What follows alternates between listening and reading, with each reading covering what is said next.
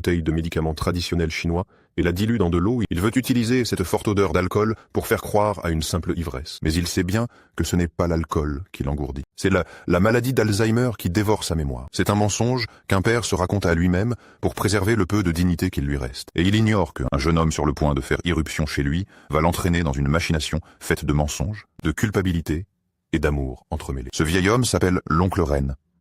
Il a la soixantaine et consulte seul. Le médecin lui fait passer un mini-examen de l'état mental. Il est déjà incapable de répéter les mots qu'on vient de lui dire. Le diagnostic tombe, froid et précis. Stade précoce de la maladie d'Alzheimer. Le monde de l'oncle Ren s'effondre. Au même moment, un jeune homme nommé Zhong Zifan, criblé de dettes et sans le sou, cherche du travail dans un garage. Le patron, Xiaojia, n'offre qu'un maigre salaire, avec le gîte et le couvert. C'est le genre de contrat exploitant une main-d'œuvre bon marché. Une fois la période d'essai terminée, les apprentis sont mis à la porte. Quant au logement promis, il s'agit d'une chambre en colocation chez Ren Shujia. Xiaojia emmène Zhong Zifan chez l'oncle Ren. La locataire qui ouvre la porte, Su Xiaoyu, les met en garde. Le propriétaire est ivre, il ne reconnaît plus personne. Xiaojia n'en tient pas compte et frappe violemment à la porte. L'oncle Ren surgit en brandissant une épée et les prend pour des voleurs. Dans un réflexe, Zhong Zifan lève une lampe pour se protéger. La lumière éclaire son visage. L'oncle Ren reste figé, puis laisse tomber son épée et lui assène une gifle retentissante. Furieux, Zhong Zifan s'est retenu par Xiaojia. Il ne peut pas lever la main sur un vieil homme, mais l'humiliation le pousse à tourner les talons et à partir. Oncle Ren se jeta sur lui et l'agrippa. Zhong Zifan se contenta de se dégager d'un geste, et le vieil homme tomba au sol, inconscient. À l'hôpital, le médecin informa tout le monde que les blessures superficielles n'étaient pas graves. Mais le véritable problème était la maladie d'Alzheimer. Oncle Ren est un vieil homme seul, sans épouse ni enfant. Le médecin leur expliqua que le patient perdrait la mémoire et qu'il faudrait beaucoup de patience, ainsi qu'un peu de jeu d'acteur. Xiaojia eut soudain une idée. Puisque l'oncle Ren prenait Zhong Zifan pour son fils, autant jouer le jeu. Il utilisa Jiaxing pour convaincre Zhong Zifan, qui n'avait nulle part où aller. Il lui proposa de jouer le fils de l'oncle Ren, Ren Zhuangzhuang, parti de la maison depuis plus de 20 ans.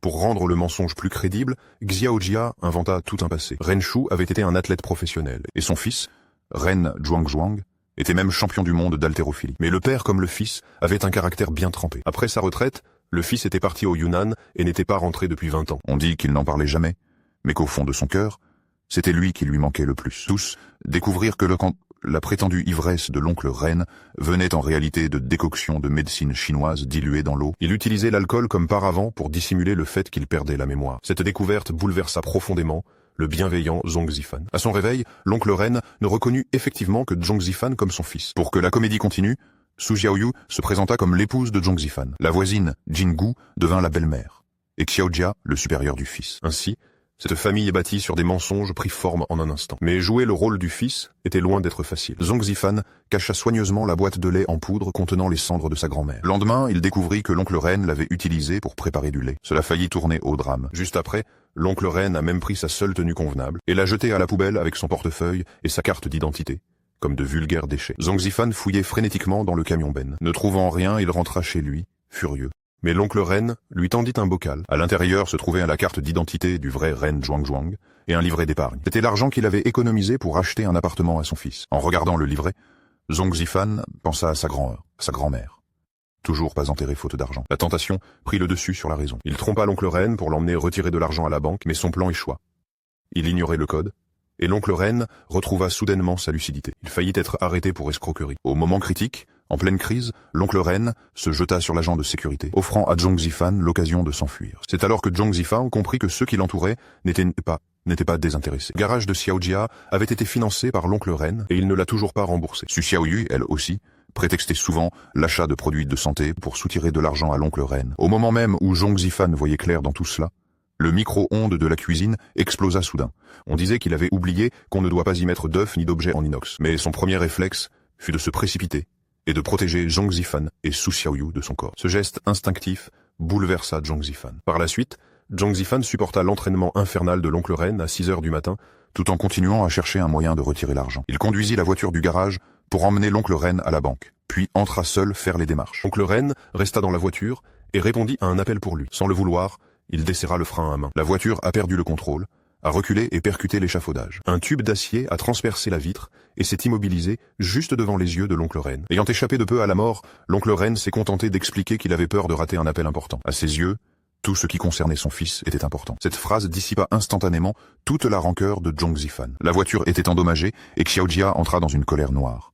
Zhong Zifan partit furieux, mais il reçut bientôt une vidéo. Sous une pluie battante, l'oncle Ren brandissait une pancarte refusant de partir sans attendre le retour de son fils. N'ayant nulle part où aller, Zhong Zifan retourna sur le chantier. Mais faute de carte d'identité, le contremaître refusa de lui payer son salaire. En regardant le vieil homme obstiné dans la vidéo, le cœur serré, il rentra chez lui, en silence. Un jour, Zhong Zifan se jeta dans la rivière pour sauver un enfant tombé à l'eau. L'oncle Ren, qui ne savait pas nager, crut que son fils était en danger. Il sauta lui aussi dans l'eau. Cet accident aggrava l'état de l'oncle Ren, son esprit régressant à celui d'un enfant, allant jusqu'à l'incontinence. Dans ces rares moments de lucidité, Ren Shu se voyait ainsi, et était envahi par la douleur et le désespoir. Il se rendit seul à la maison de retraite, et regarda son ancien entraîneur, frêle et en fauteuil roulant, décidé à ne plus être un fardeau pour ses proches. À la maison de retraite, il fit exprès de se comporter comme un fou, insultant tout le monde, et réussit à les chasser. Xiaojia, Su Xiaoyu et Zhong Zifan se séparèrent en mauvais termes. Su Xiaoyu rendit l'argent en silence. Zhong Zifan partit lui aussi, emportant les cendres de sa grand-mère.